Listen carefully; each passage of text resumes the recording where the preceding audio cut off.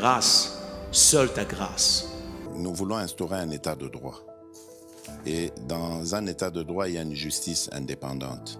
Ce n'est pas à l'individu Félix Tshisekedi de commencer à faire justice.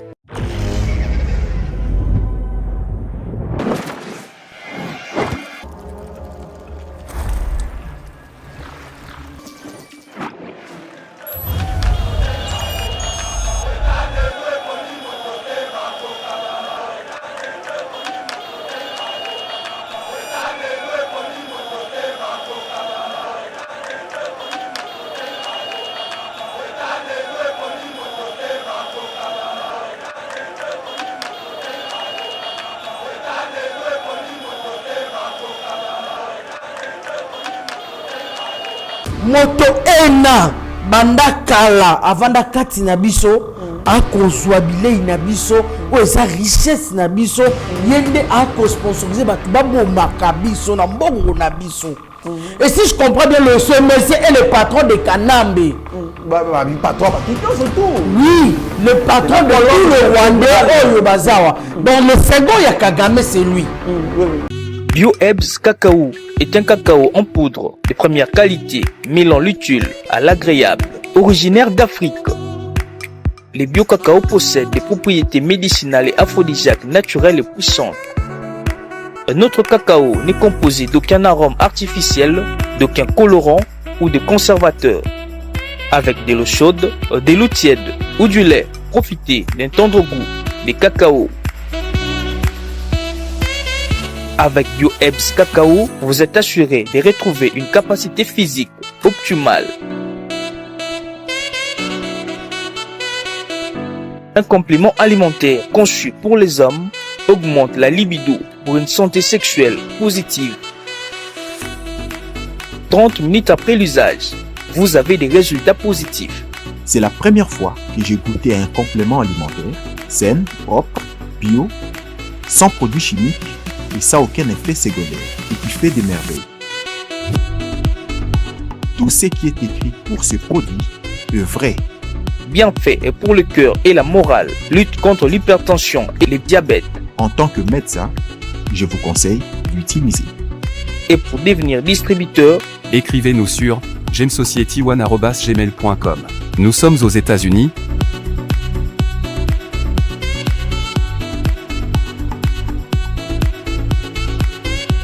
En France,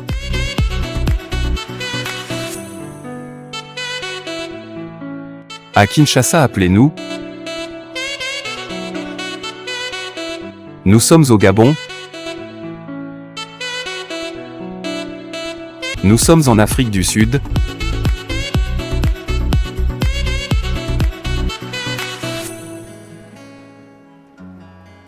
Bonjour mesdames et messieurs, bienvenue dans notre émission Éveil patriotique. En tout cas, très content de vous présenter cette émission. Merci pour la fidélité na émission Éveil patriotique, mais aussi na Yeba TV pour na ndenge bopesa biso confiance. Plus de 147 000 abonnés, toujours fidèles. Oyo bolandaka actualité oyaliko dominer scène politique congolaise. Voilà. Nous allons aujourd'hui parler sur affaire Mwanga Tchouchou. La haute cour militaire va trancher ces problèmes aujourd'hui. Procès du député national Edouard Mwanga Tchouchou. Les objets saisis en rapport avec les infractions poursuivies vont être présentés ce mardi à la haute cour militaire RDC. Il n'y a aucun secteur de la vie où le gouvernement arriverait à présenter des résultats aux signaux positifs. Sénatrice Francine Mouyumba, Franck Diongo mobilise l'opposition et le mouvement citoyen pour chasser Tshisekedi au pouvoir au cas où les élections ne sont pas tenues dans les délais constitutionnels. RDC, André Alain Atundu Liongo, ancien porte-parole de la majorité présidentielle sous Joseph Kabila, adhère à l'Union sacrée. Il s'est dit convaincu de travailler avec le président de la République, Félix Antoine Tshisekedi Tshilombo, pour la cohésion nationale. Enfin, Nous allons achever cette émission avec l'enrôlement de la deuxième, ou soit de la vice de Madame Ege Tchala, qui est vice-présidente des mamans de l'UDPS Likasi, Tomikato Landa. Ensemble, comment est-ce que c'est enrôlé, et puis Tomekaimpeko Lobelassir, la nouvelle classe politique qu'envisage les chefs de l'État. Alors, pour entrer en détail de toutes ces annonces que je venais de vous donner tantôt, nous avons sur ces plateaux Mwanamboka, panthère de la presse, Gloria Boyka. Mwanamboka Mboti. Mbote Ndeko Trésor Kandolo. Et c'est Momakasi, il y a un plateau, il y a Eba TV, émission patriotique. Et là, donc, c'est à quoi parce qu'il y a une vibration. Ah oui, merci beaucoup. Non.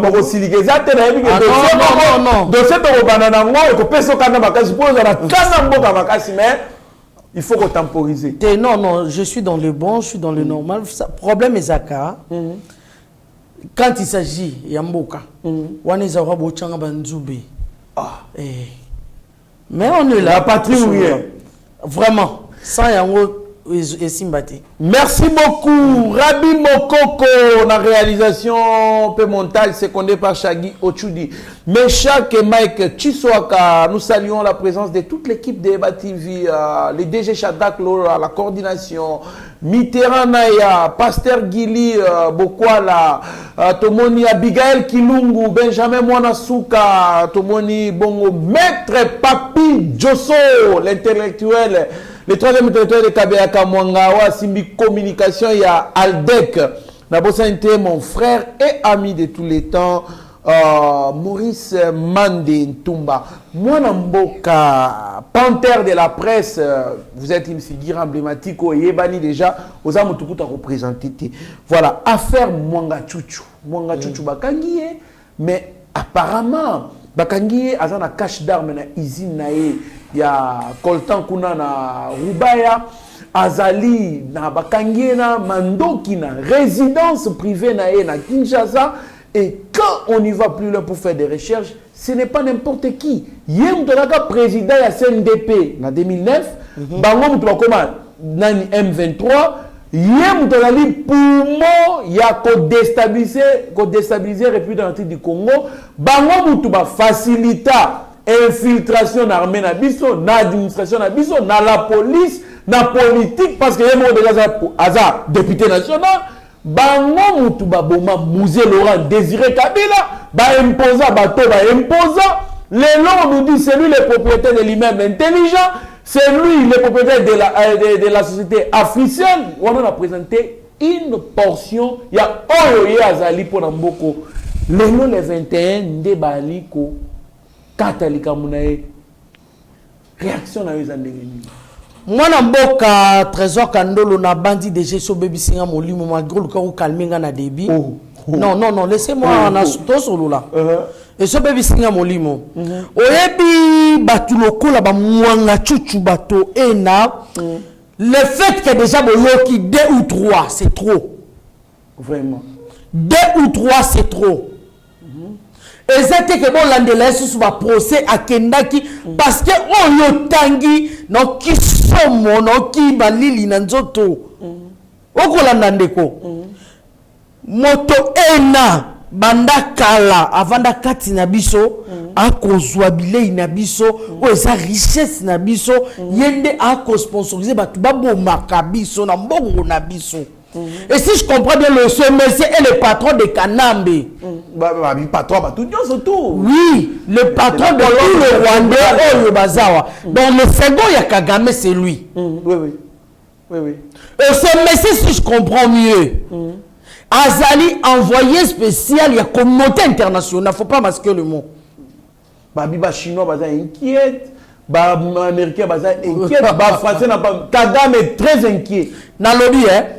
Parce que basimi poumon na bango ezaki ce messier.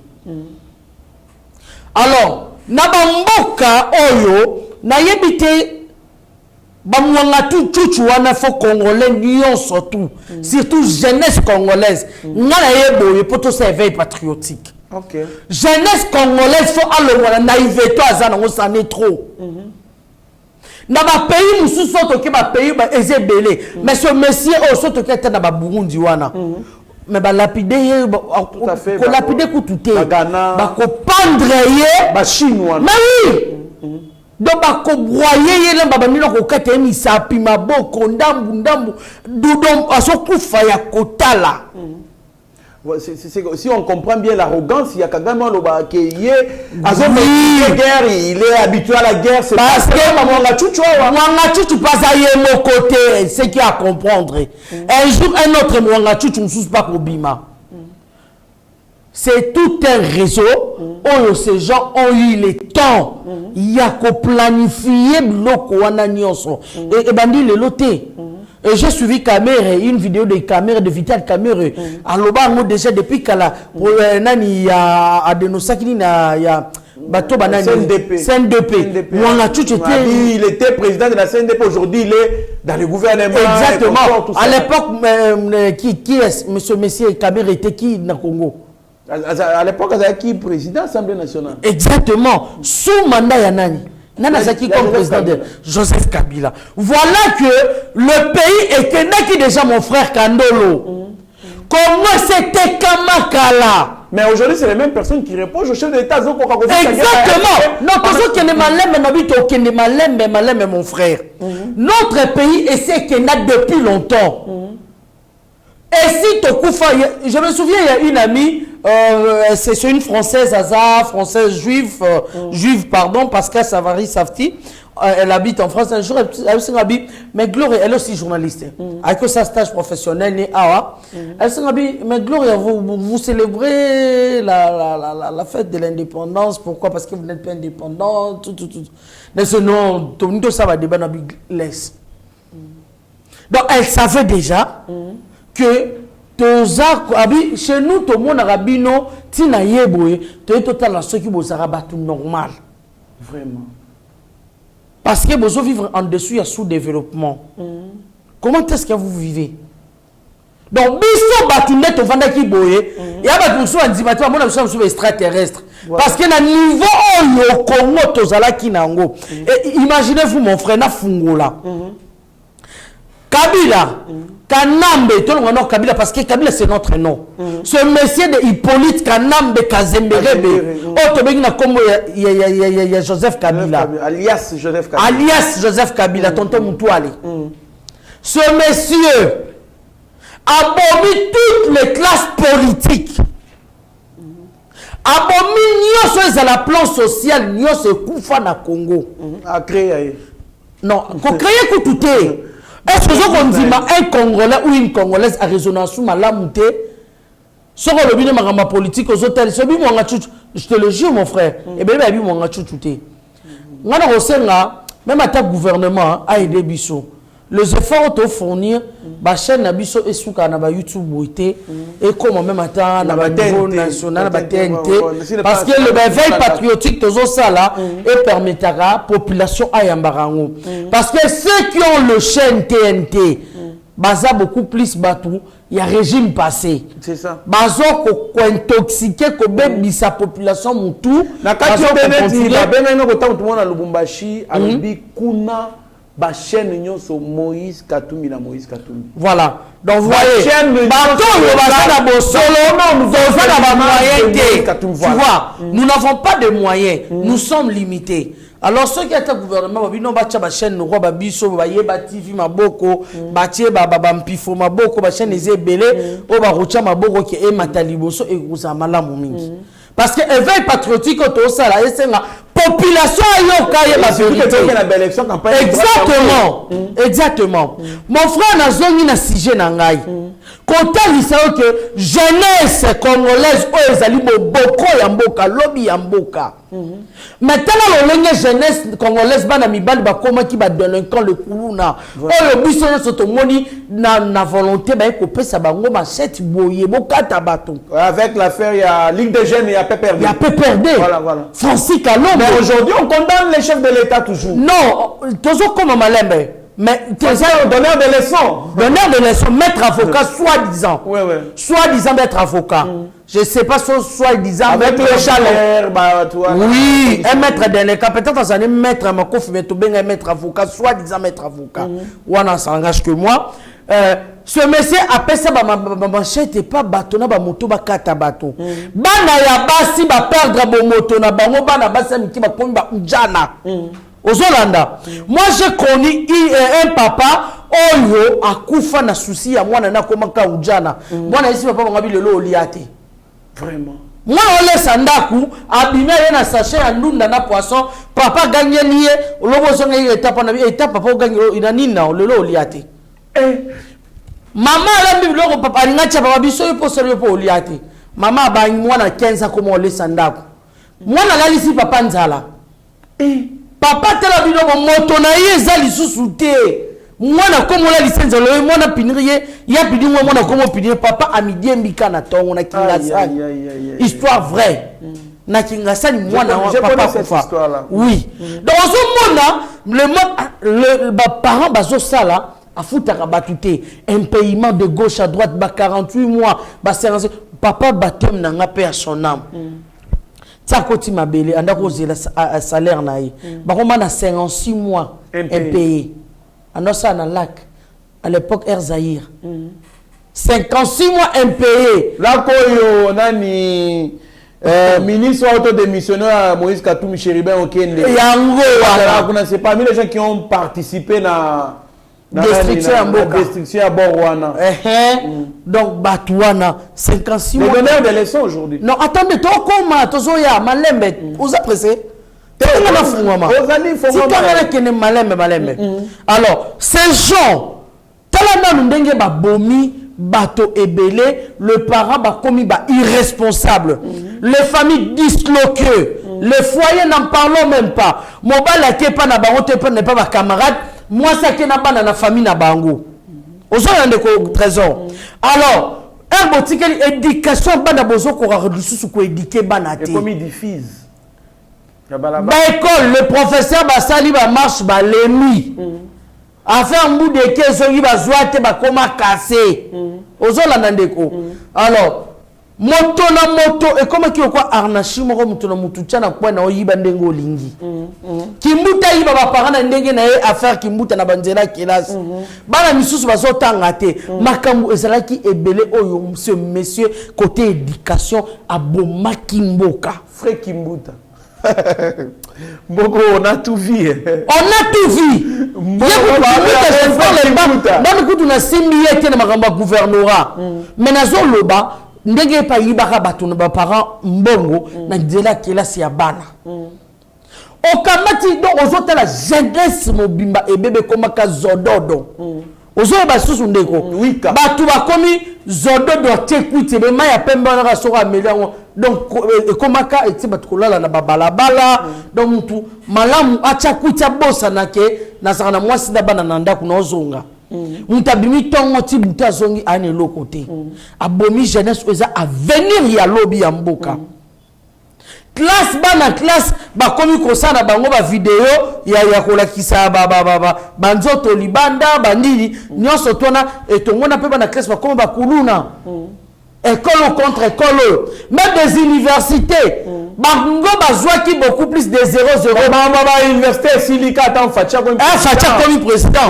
Ya nani ba. On va 0-0. Nous devons se tenter à l'université. Ba base ba 0-0. Ba utiliser ka bango. Donc bazo pesa bango bango na nde ba betre. Bitumba en plein boulevard. En plein jour. Vraiment na so biso c'était de la jungle au Congo. Mais Congolais, nous avons la facilité d'oublier. Nous avons tout oublié facilement aujourd'hui. Bien sûr, nous avons notre frère, notre soeur, mais le passé servi sur leçon pour Nalélo. C'est ça. Malgré on nous acquise, on acquise notre frère. Yenem tabomi mboka. To otala touti wapi poko malelo boye. C'est ça. So otali jeune garçon abotami na depuis Kabila Kanambe, azo pouvoir azana 18 ans, 22 ans, 20 ans. Ayebi bonheur au to batbaza comme la tati 3 fois teninité. Ayebi kara misère, ayebi délinquance. Pour na yebi délinquance c'est ça normal. Ayebi te que on dit bonjour à une maman ou à un papa, le papa libanda sa papa na yo, maman libanda sa maman na yo. Pour na ye ayebi ko pasola moi ça ezemi botola sakindo juvi. Donc éducation encore raté. Abomi tous les classes que le parent baza ko kalisu souté ko répondre na ba famille. Et tel niveau oyo moka ekomaki. OK côté etali politique, nos hommes politiques. Ba komi ko kwese bango apprendre où à laisser. Wana obeteli solo ya muto ba mwanga chuchu bavandisa na pouvoir. C'est là tozokoma na eza faire mwanga chuchu. Nazotala ndenge mwanga chuchu na ba étranger na Kanambe na Kagame o babomi mboka lelo. Ozola na ndeko. Eloko oyo apport ya mwanga chuchu asali biso na mboka apport na eloko amemeli biso. Nde yango ozo talisa batu. Nazaro talisa ba. Ko mutango ko bakangiye. C'est la capacité ya on talisa jeunesse. Nana sibi ku bakushu msute na talisa ka jeunesse. Siko yo jeune garçon na tu na rara bato ba rolu ka micro balader to kitanga na yo a. Tu na ta 5 jeunes garçons lelo. Combien bana ba compte bancaire? Vraiment. Wana question pas si bon. Tout le monde combien bana ba compte bancaire? Pena ba compte bancaire bana ba combien? Ceux qui ont un compte MPSA, Airtel Money, nous avons maintenant 100 000 francs, ils ont 50 $. Donc, on a 8 heures, on a 12 heures et demi. Aïe, son jeunesse. Jeunesse congolaise, ça tellement. Naïveté, le qui. Ça, c'est l'éveil patriotique. Donc, ces gens nous ont détruits. Tant que la diplomatie, chef de l'État. Tandis que la diplomatie, la présidence, le président de la République. Mais on est tali boko kosi mamboka et nous, la jeunesse congolaise, c'est sengé totelima. Il y a certaines choses au tu koloba, ba chinois, ba dali ba américain, ba français, ba zo senga ba tikaye. Est-ce que ce mwanga chuchu mérite ya kozala kotika? Avec des preuves. Avec nous, la jeunesse congolaise, nous avons subi tout ça. Je comprends pourquoi chef de l'État Lobaka, Banyamulenge, Bazaba Congolais, Baba Ndekonabiso, mais Baba Congolais, mais ba vivre lokola ba Congolais. Sikoyo, na conscience na biso ba biso ki mutu azui nationalité congolaise et qui a se comporter kaka lokola mutu azana b'intérêt na ye na mboka na ye d'origine, il faut qu'on arrache nationalité wana. Parce que Namito Mwanga Chuchu, toutes ces années qu'il a fait au pays, il travaillait pour les intérêts du Rwanda. La Rwanda. Tu comprends la mini? Bah qu'on arrache nationalité na biso te, et puis pourquoi pas même les pendre? Non. Place on ok mabe. Pona ngai batika mwanga chuchu na nationalité na biso ndo bomaye. Kasi ya soki bolobi bozo mtia nationalité ne trop sale lokote. Moka ne ba senga te bo pesa biso moko bo extrader asa la prison et pas na biso quoi que ce soit avec tout ce qui est asa le pas na biso. Pona nga batika na nationalité congolaise. Et puis ma bête massas na terrain battre mission na terrain boué. Ba bête massas le Congolais robatsa mabanga oyo liki. Et je comprends pourquoi Mbosso Aloba, vous chers honorables, quittez les groupes armés. C'est Yebaki. On lui a donné le temps. On dit diplomatie au Fati, mon président, grand frère d'Angazo Sala, c'est difficile de ne pas comprendre. Soit comme le niveau pour démasquer mon tu c'est facile, tu es un déco. Et ça, libre, même vous, amer, Babi, service renseignement. Service renseignement, c'est Koufaka. Koufaka, oui. Nous tassez Koussa Fati. Oui. En tout cas, coup de chapeau. Mais là, ceux qui va moi, Nalobi, ceux qui va moi, chuchu de l'eau, Kangami. Et c'est grâce à la diplomatie chef de l'État. Qui pourrait imaginer que Mwanga Chuchu Mutana qui a ménagé dans Yenda Zalaki président ya Congo. Qui pourrait imaginer? Quand on a Eli Pamba. Donc c'était Mwanga Tchouchou le président. C'est lui qui décidait sur nos vies. Il a fait nommer. Et ce monsieur, excusez-moi, attendez, là, il est moche à vilain à moi, c'est peut-être il va squelette. Mon mieux, ça en Égypte, il se ressemble. n'a fermé. Ça n'engage que moi. Ils sont trop vilains. Vraiment. Mais Misala m'a vu ma casse. Qui vilain là-bas. Yagwana te suceur de sang de vampire. Monde longue comment. Trop donc oye baté blongi là-bas. Le col là extraterrestre. Là tu regardes ça député Eli ya Masisi mais ozo engagé guerre na fief na yo. Oboma batu ba Elirio. Et puis na fungola panzani teke. Bande kwa Masisi ba fungola misu oyo livre le mbazo luka azongisa kanambe pour quoi achever bango bien. Ozona nandeko. Donc na livre le mbana kacha mwanga chuchu wana. Liste za munene pe mulai. Ozona nandeko trésor kandolo. Non seulement Bamatata Pogno, il y a aussi les Yekuta Sakada tueurs, si ton lobato comment casser Katumbi. Vraiment. Mais ce qui me fait à l'âme de Papa Kadjombo. Abomeya de Makadjombo, Katumbi mtabomi sa. Non, le biga paix à l'âme de Papa. Ngana lobi, Eza Katumbi. Mtaboma Kadjombo Katumbi, moi je l'ai dit. J'assume, c'est Katumbi. Oui, Ziggy, l'homme à 5 nationalités. Et ça, Katumbi mtabomaka diombo. Katumbi abomisa kabasele. Ouais, les oh, bah, piyaka, ah, Atili a ordonné ma pied, paix, mon rassemble. Ce monsieur, c'est un tueur en série. Et puis, à ça, Moutouma a refait d'aboueté, il est là, Katumbi, Azoko, erré. C'est ce qui me donne. On s'est abattu à haute cour militaire, Nini. Ngaï Nazako Senga, Babomaye. Pas question à ça la prison. Peine capitale. Peine capitale. Parce que ce que le monsieur a fait, c'est de la haute trahison. Très bien, mon amboka, panthère de la presse. En tout cas, oui, tu as évolué, tu as la caca, dossier, on a trouvé qui au moins mingi, au lobby, au déclenché quand même, on a belé. Le problème est jeunesse congolaise, a tellement soki lelo, et que balobi a payé liberté provisoire. Nenge ba mindelo wana bazo senga. Et que lelo ba biba zongi sebe extradé na Rwanda. Nenge ba toaza ku ba batona e ba Rwanda ba Rwanda bazo senga. Tout ce qui va lui à ça la boloko jeunesse congolaise pour nanga. Atelema, ce n'est pas le moment. Atelema, ezala ora lumbe moite. Eh. Ce monsieur, il faut pas bomailler. Osons comprendre. Ce monsieur a son mérité pas bomailler. Dans le lobby, mouton 12 millions d'années sortis à Makila va couper ça y est. Tout la vérité. C'est yé. Comment mouton m'a bomi 12 millions d'années canadien peut bon bercer botike sikala là. Mais qu'est-ce que vous nous enseignez? Qu'est-ce que vous voulez nous enseigner? Et qu'est-ce que vous voulez nous apprendre? Par là bon bolobani. Quelle loi, oh le bozo le loi, quelle loi? Protéger le meurtrier de 12 millions dans Nadamboka Moko. Protéger Moutou. Oh, ils ont continué jusqu'aujourd'hui. C'est pas le bélo côté. Nalobi, parce que Ezali Bango na Bango. J'ai toujours dit de trésor. PFCC, président Nangonani, Kanambi. PPRD, président Nangonani, Kanambi. Kanambi Zanani, Wande. Tout le monde a parti à la plateforme FCC. Ils ont servi par Wande. Alors, ce sont déjà traqués. Très bien, mon amboka, panthère de la presse, nous évoluons avec l'émission. Ngana tunaka mutuna moko. Naïb seza mutuna. To ezali kadisi. Ah, ba Congolais. Curieusement,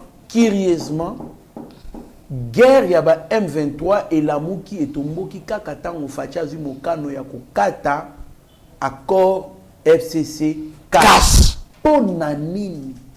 Est-ce que FCC va représenter ba intérêt ya ba M23 teboyi et va mutuna natuni là on va répondre toi qui musika te combien de femmes ministres à décentralisation Rouberoy combien de femmes ministres à décentralisation plusieurs fois pas décentraliser ni non attendez tout ça va mettre tout ça va dicter le mot décentralisation ça veut dire décentraliser tout ça la bison côté ta dictionnaire kabola au kabola kabola biteni biteni ya nini Giamboka.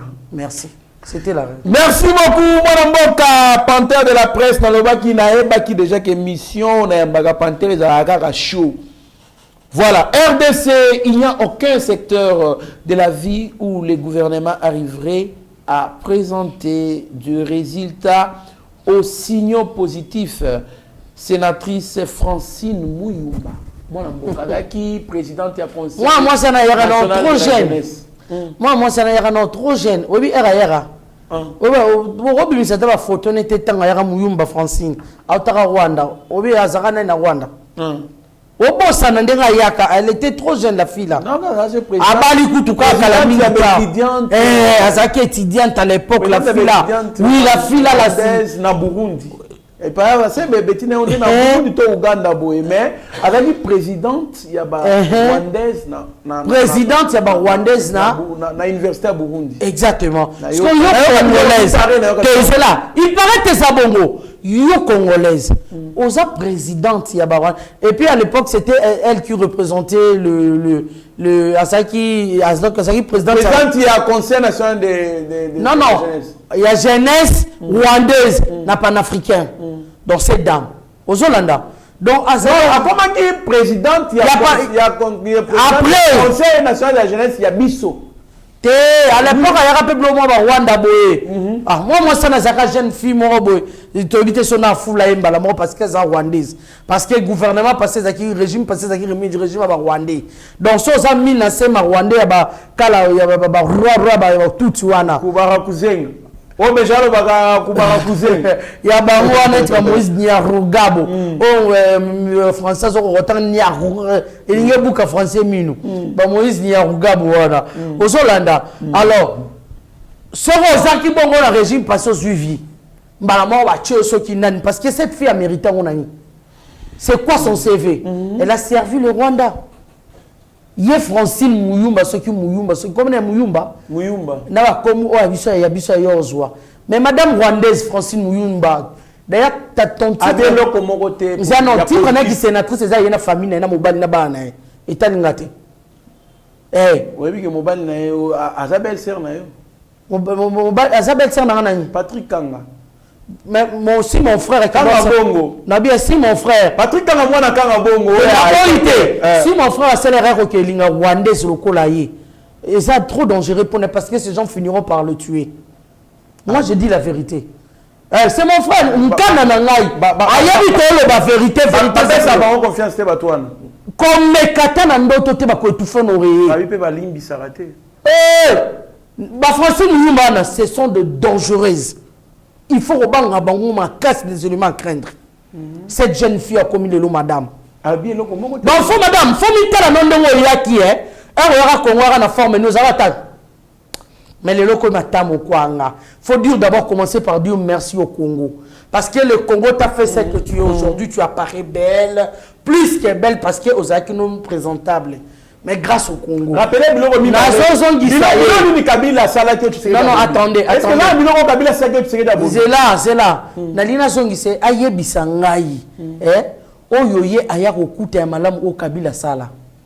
O pe tu sais que d'ailleurs bomi. Aye bisanga azape ne réponse te. Babi dollar et mati. Merci, Zana Simba Pouana. S'il te plaît, pardon, vraiment.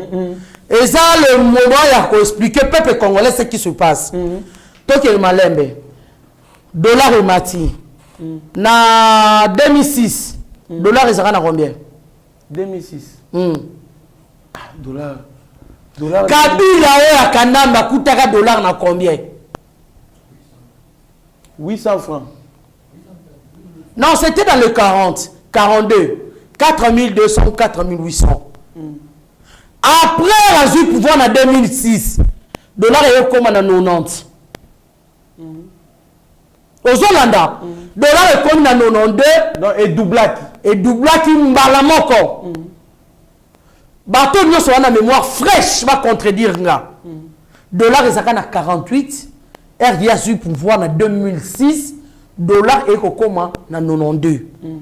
92 pouvoir ici la rater ti bango ba seba buzo bana bango ba yibibiso to ko koma na bango na 17 Facha du pouvoir dollar ils en a 17.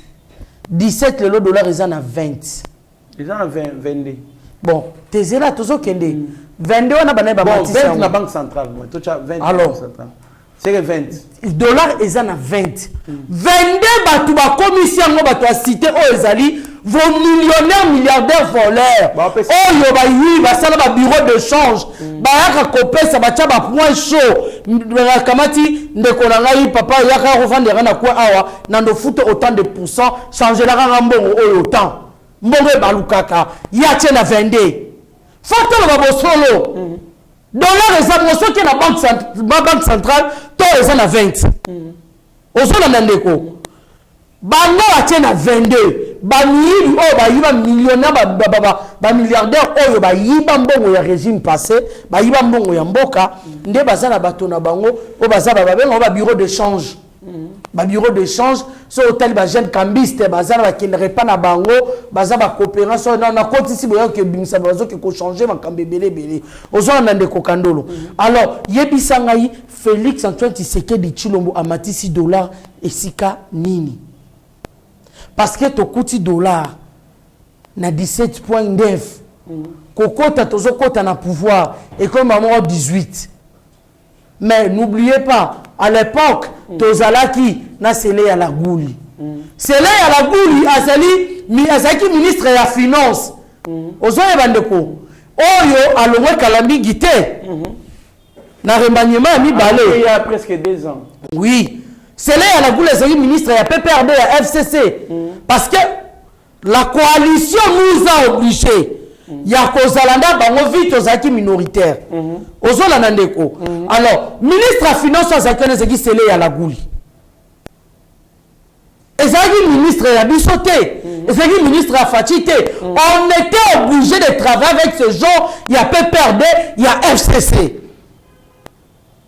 Parce que mon bécoli condamne obligé biso et c'est ngibongo. Si ça dépendait que de nous désolés, on ne pourrait pas travailler avec ces voleurs. Mais le président Félix a tout sa kamibeko. Asa moto o alandaka mibeko na nzela. Abwaki ko buka mibeko ndaki kinalandaki mo bécoli konzo to bengi constitution na lopoto. Boya to ça la coalition et non cohabitation. Tout ce qui est na coalition. Mais bateau va qui va poste régalien on a mis au tombeau que zo chité beza banane. C'était pas FCC. Ouais. Malgré Jean-Marc Kaboun nous t'as même qui sont na berre wana. Pour que bateau wana no sa FCC ba poste régalien wana. Yem ta qui informateur si je me trompe pas. Oh Jean-Marc Kaboun. Exactement. Les robots ceux qui parce qu'on a travaillé encore avec les voleurs du PPRD. Le voleur, il y a FCC.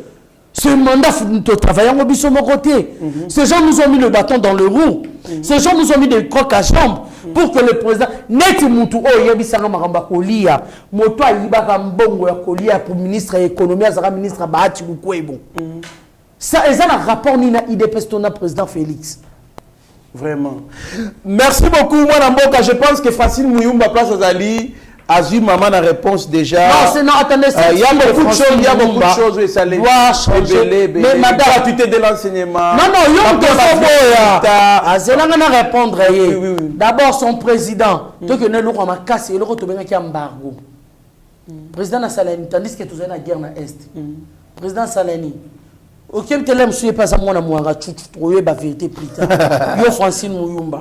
Oui, moi na mwanga chuchu. Peut-être ceux qui peuvent avoir ba privilège non le ba papa, je te mwanga chuchu mutafula nazo koyebisa yo. Belle sœur na yo nazo koyebisa yo. Tokena nukaka diplomatie à chef de l'État. Embargo oyo ba pendeki ko pesa biso sanga mutuna makolo combien d'années pour to sombata mundu qui a pistoleté. Batubatika ba ko betaka biso tala complot ou ezala qui déjà bien établi comment exterminer le peuple congolais. Merci beaucoup. Comment exterminer le peuple congolais. Totiki et le tobengi embargo. Tozui et le tobengi gratuité enseignement. Le parent de pauvres parents au misusu ba kufi na ba souci. 5 millions d'enfants bazongeli la classe. Merci. Comment ne pas dire merci à Fachi? Tandis que Fachi aussi pourrait prendre aussi cet argent. Salaire à fonctionnaire. Et bon, soda. Soda. Veuve. Enseignant. Merci beaucoup, madame Ozali Ebele à Koloba. Mon frère Trésor. Oui. On est le Seigneur qui a il faut corriger bateau. Tu vas nous quitter dans le terrain, tu vas nous réalisation fatiguée. Très bien. Très bien, madame Boka. Franck Diongo mobilise l'opposition et les mouvements citoyens pour chasser Tshisekedi au pouvoir au cas où les élections ne sont pas tenues dans les délais conditionnels. Bon, et bien, Moïse Katumbi a mis bon, ouais. Franck Diongo a lela bakopa boye. Madame Boka, réaction à eux. Oyebi ndeko Trésor Kandolo. Muto kwa Franck Diongo pona ngai na okipete parce que azangembo. Franck Diongo yokanga ngembo. Apumbaka lokwa mupepe. Asa na posote bala taza ndeke. Ngembo apumbaka lokwa mupepe. Wana Franck Diongo. Azangembo. Oye bate Franck Diongo talanga bien peut-être oye banga soute mais talanga bien. Je te connais trop bien oyebi ngape trop bien Gloria. Ah tika bon. Na télé catholique. Oui oui. Très bien. OK. Atalanga bien. Atalanga bien pendant que on s'abalite à l'okuta le l'autre d'ailleurs on découvrir que chaque Franck Diongo azara on s'abalite à l'okuta derrière lui de pèse. Ah bon? Oui. Donc opportuniste. Nazo ebiso obi que Franck Diongo pendant que tozara na biso to en opposition. Franck Diongo butu Nicodème andao que kozwa mbongo et pas bakabiliste. Ah bon? Oui, je peux le prouver. Franck Diongo yo ata butu morote okenda à l'époque, chez mon papa, parce que celui-là, c'est mon papa, maximum du respect, j'ai toujours dit, Esaïe, na José Ndounou, dans mon papa Michel Bongongo, ce sont vraiment mes parents, na niveau de la famille. Ok. Oui, ma papa Pinda, aussi une meki na rubaroto, na malédiction, barolaki langai. Oui, ce sont mes papas.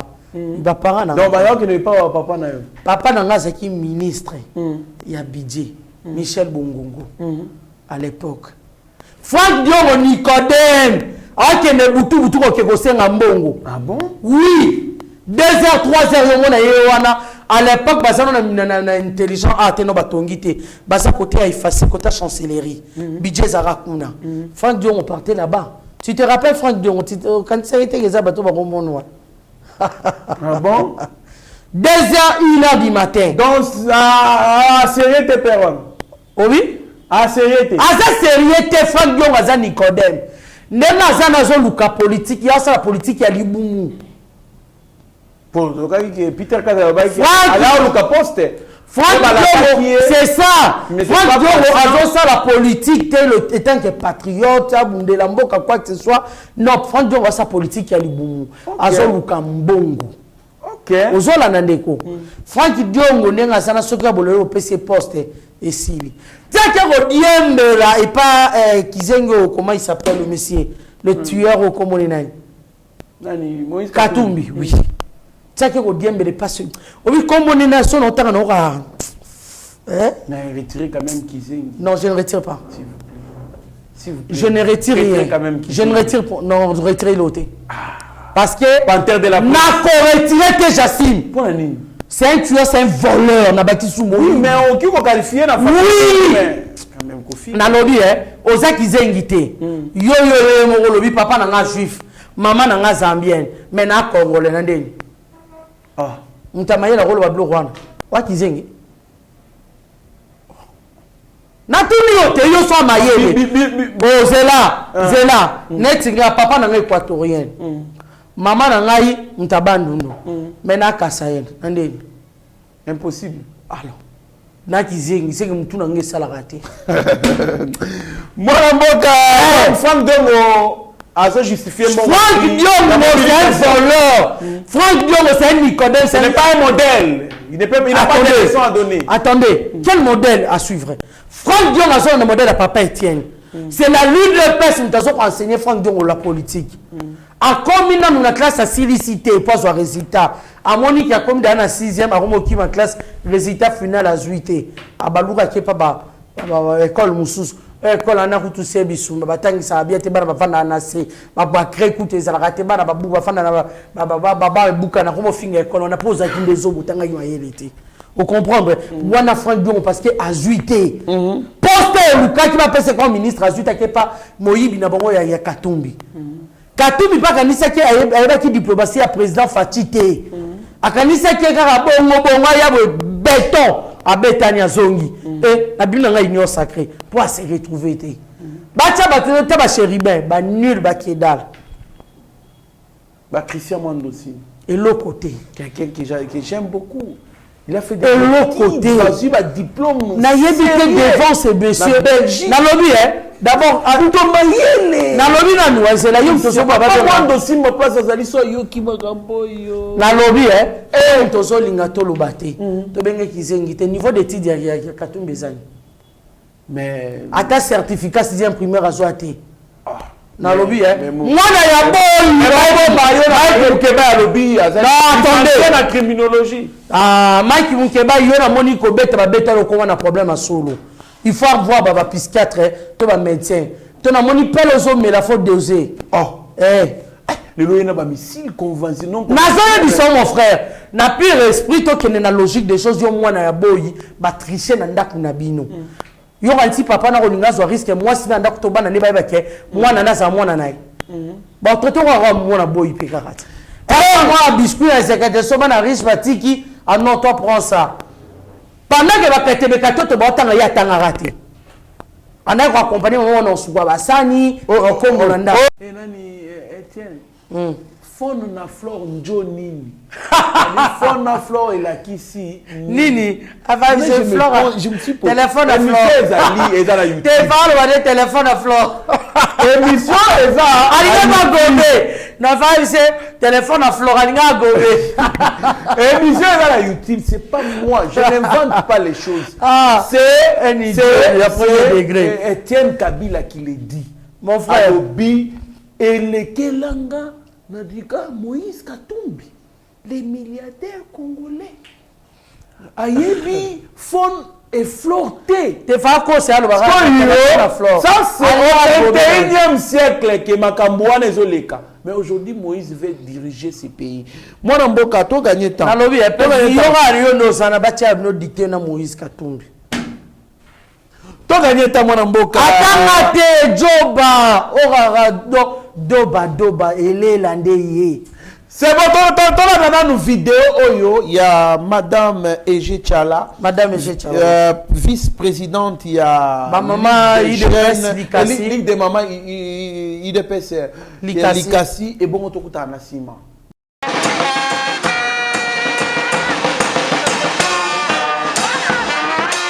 C'est un vendredi pas comme les autres. Likasi en ébullition. Les membres de la fondation Ege Tchala, Fonnet en sigle, et du parti présidentiel se sont mobilisés pour accompagner l'autorité morale des Fonnet et cadre de l'UDPS, Madame Ege Tchala, au centre d'enrôlement. Vêtue en noir et blanc, arborant les chapeaux blancs portant de marque reconnus aux tshisekédistes, la Dame de Fer a été portée par des centaines de militants qui ont investi les rues du quartier SNCC.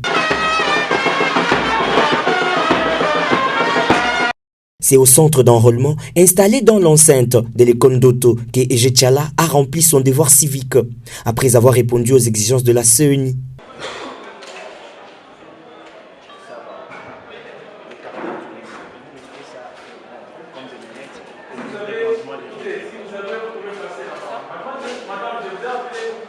Au sortir du bureau d'enrôlement, la présidente des Fonnet a appelé toutes les mamans et jeunes de la ville de Likasi à emboîter son pas afin de donner la majorité présidentielle au président Félix Tshisekedi au scrutin en décembre de l'année en cours. Voilà, j'ai ma carte et un seul message, un nouveau narratif féminin avec notre président de la République, Félix Antoine Tshisekedi Tshilombo. C'est possible. Et donc ici j'invite toutes les mamans, j'invite tous les jeunes à faire comme moi afin de changer les choses. Vous êtes sans ignorer que nous avons beaucoup de problèmes dans notre ville que je ne saurais pas énumérer ici. Alors si nous voulons vraiment changer les choses, j'invite tout le monde à venir s'enrôler. La Dame de Fer a communié avec sa base, qui l'a raccompagnée en marchant jusqu'à la résidence du parti UDPS après avoir emprunté quelques artères de la ville montagneuse. Ici, un meeting improvisé a été tenu dans la parcelle à la volonté de militants.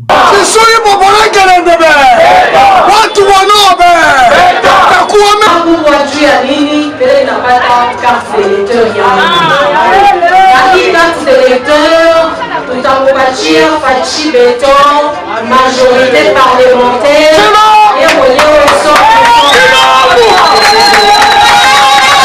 Les membres de sa fondation et de l'Union pour la démocratie et le progrès social se disent prêts à aller aux élections derrière la Dame de Fer. Merci beaucoup, Rabi Mokoko.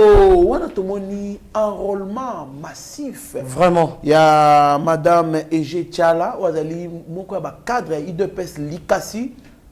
Jadoville, kuna topesa Docteur Eden Lukusa, Mbote, Docteur Eva Bukasa, Ali Kandolo, topesi Mbote. Papa Joël Ali Kandolo, faut préciser. Papa Joël Ali Kandolo, l'homme de Dieu. Maître Denis Mpunga, aussi cadre de l'IDPS, topesi Mbote. Mon Mboka, commentez un peu sur cet enrôlement. En tout cas, d'abord, l'UDPS, c'est Joanna Mayasika. Ok. Le président de la République, Azan a besoin de retomber là-bas, maman. Et surtout, il préfère qu'après ces 2 mandats. Et ça va, l'aime moi si. L'aime Songa. Futur président. L'aime Songa. Vraiment. Mais pourquoi pas? Bagage intellectuel, ils allaient ça. Mais pourquoi pas? L'aime Songa. Il y a quand même un bifon et flore. Oh, voilà. Alors, mon frère, cette dame Ege Tchala, c'est l'une de vice à maman Nabiso et IDPS. Donc, IDPS tout représente toujours Mobondo. Toroti a tenté. Nakosenga na bande konyoso ya likasi. Obalingi changement. Ekota. Faites confiance à cette dame. Elle est éloquente, elle parle bien, elle sait se défendre. Elle a travaillé dans l'entreprise, elle a toujours mis tout, bien dirigé. Aux Hollanda. Alors, et surtout, elle est jeune. Il faut savoir faire confiance dans la jeunesse. Batata, le roi, Molière, il a vu ça au Parlement. Dinja côté abimi, article na micro, on veut pas ça. Et là, on va mettre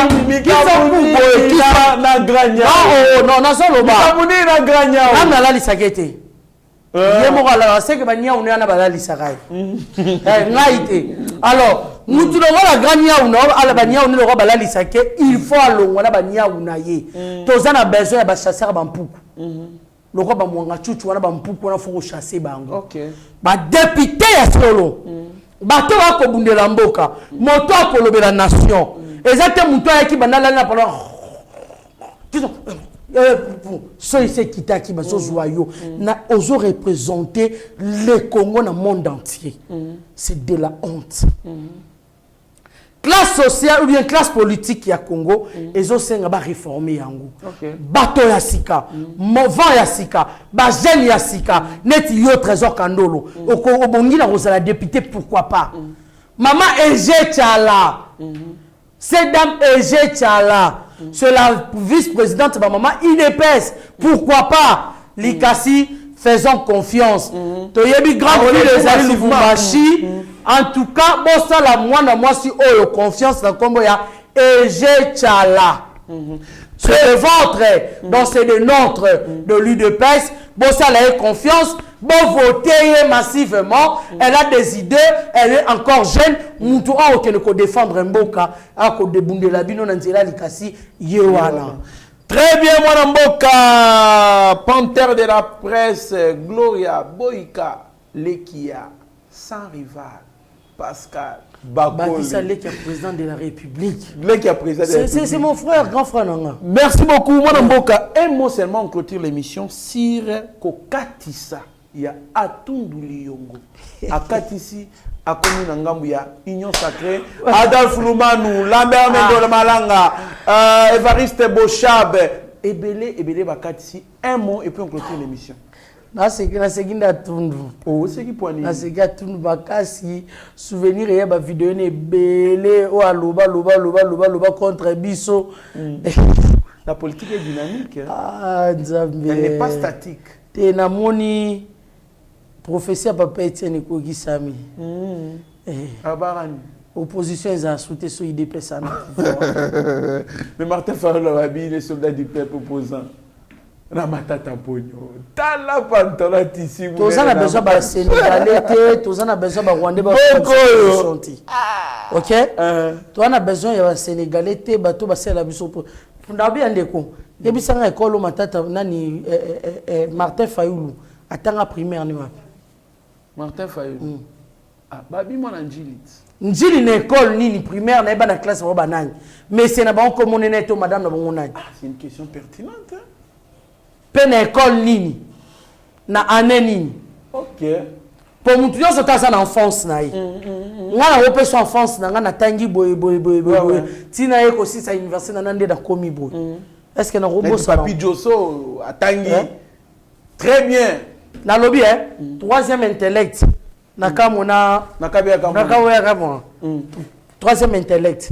Papi Maître Papi Josso. Maître Papi Josso. Nenga sana so tuni ya yebi elote. Ayebi. Mais tuna Fayoulou. Tuna Katumbi. Tuna Kabila ba yebi sika batanga te point ni distraction. Et ce sont les caca on a des baniba ou distraire soit sur caca na les caca. On n'a pas envie de ça. Ce que nous voulons, nous, les intellos congolais, bah y a bacha tozwa classe politique na biso. Et puis il faut faire attention mon frère, l'homme est capitaine dans le bano kanga yango. Place auto bengi ba député. Et seigneur n'importe qui a zwa kangote. Député ça pour non ça la ponte. Député ça te pour ton église to quoi que ce soit te. On va quitter na église batol na église. L'église. Quel rapport y a-t-il entre batol mendicité? Député flatteur l'église ba mendiant. Ba beti dio po ba te kimboka. Vraiment, c'est ça. Poste on ne peut pas donner ou céder à n'importe qui. Et ça, moutou, oh, ya so ça la moube koli kondi. Et ça là, moutou so ke la ba loi. Et ça là, so simba mboka. Le gouvernement. Exactement, so ko contrôler le gouvernement. Yo ba bimisa kimbongo pona nzela oyo. Tala lelo et ça limité pona nini. Musala député on a bengi ministre. Ah.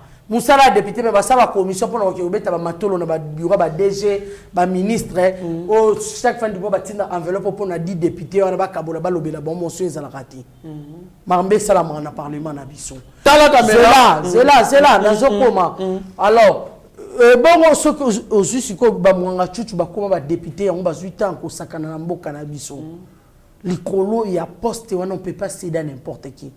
Un étranger, au hasard 50% de père ou 50% des mères, hasard a droit que soi-disant soit ministre. Ministre en mandataire. Au salim la monté ba député ba kolongola yo. Au salim la monté ba kolongolo. Mais député c'est là où risque ezali. Là on vote les lois. Exactement. Ceux qui basent la majorité on décide pour la République. C'est là où il y a les décisions yamboka. Ceux qui baza ebele ba kokipe ko balusa mo boko ya mboka tope mo bekoli konzi et comme on a intérêt na bango. Osola ndeko. Loi ya Noël Tani oyo la Musaki, il y a de père et de mère. Obiti les autres kokoso pourquoi? Parce que tozana ba député rwandais na kati ko ba Moïse Nyarugabo. Ba mwanga chuchu wana. Ba mwanga chuchu dedans. Baza ebele na kati. Ozolanda ndeko wane kolikande nini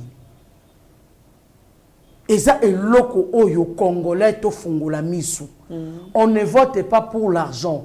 On ne vote pas pour le pan. Ba personne mbongo lia ba personne ndia ba yibi ona mboka. Mais ko voter yete oaza congolais ti. Très bien mwana mboka. Tala caméra ya Mike Chiswaka na Alain Tundwaye. Tala caméra na mwana de la fête. Là, Alain Tundwaye na intérêt pour habiter peut perdre baza sous na vité. Donc ozala kuna vanda 10 ans, 15 ans, 20 ans sans député mbongo yiba ki wapesa ki ba miette et par nambe et si lita Claude Machanda kongi.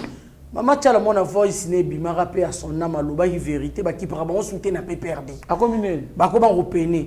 Et te yimo ki ta lorole ba yemo. Alors ba tout ba so mona ke danger zoya ba komi ko tchola nzale ko sile ko kanga bango ba ko souffrir opposition ba ko kokatende IDPS à salara tamé ba sauter de l'autre côté et puis tine ba union sacrée bo PCP poste été bo voter EPT atay na comme président Fati bo voter était appelé. Merci beaucoup mwana mboka Malobasuka. Malobasuka ezate pour to continuer à raka. Merci beaucoup. Nous sommes arrivés à la fin de notre émission. Merci vraiment à Nabaye Balanda Kibiso, Sami Mavakala, Matouba. et Maman Petra Mavakala, alias Amazon na Allemagne, Topé Simbote, Zefilomele, André Pindi, Suzine Dongala, Tomoni Bongo, Bertoni Landou, Président Chikito Mouchachino. Ah, on vient Chikito Mouchachino. Tomoni, vraiment. Tomoni Président Chims. Joyeux anniversaire à mon vieux. Branly Bolondo, Balobi Motema, Pire Petit, Parsec, chargé d'émission, chargé de Yanyonso. Et à présent, Chims, longue vie à vous, mon vieux. Soyez prospères à tous égards. Vraiment. Oui, oui. Plus 243, 82, 300, 20, 67. Plus 243, 82, 300, 20, 67. Merci beaucoup à Bandekouban, surtout à de près ou de loin, surtout beaucoup plus à mon frère Hippolyte Ngoma. Hippolyte Ngoma. Hippolyte Kanambe. Et Namnoranga Bimandeni Kanambe. Hippolyte Ngoma Youssouf na Australie, maman Esther Kalinga en Australie, papa Alpha, Baza Ebele, Bandekouban surtout Australie, na pesi mambo te papa Clément Kanyuka. Bandekouban surtout Baza au Bandarabiso de près ou de loin. En tout cas, Bambote Ebele, Ebele. Merci beaucoup. Donc, Topesi Stéphane Milan, aux États-Unis, Mbote. Topesi Pembote, restez branchés sur notre chaîne. Vous ne serez en aucun cas déçus. Mieux vaut être maître de son silence que plutôt esclave de ses propres mots. Merci. Merci. Ta grâce, seule ta grâce. Nous voulons instaurer un état de droit. Et dans un état de droit, il y a une justice indépendante. Ce n'est pas à l'individu Félix Tshisekedi de commencer à faire justice.